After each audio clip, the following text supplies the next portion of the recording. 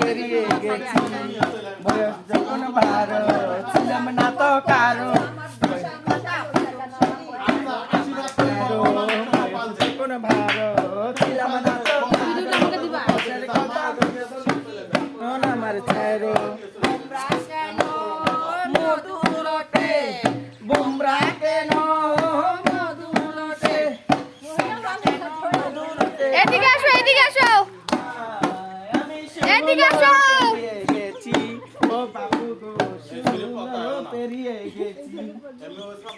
শোনো না জানি পাচ্ছি শোনা তোমার কাছে আজকে কি বলবো আমি পুষ্পা এমন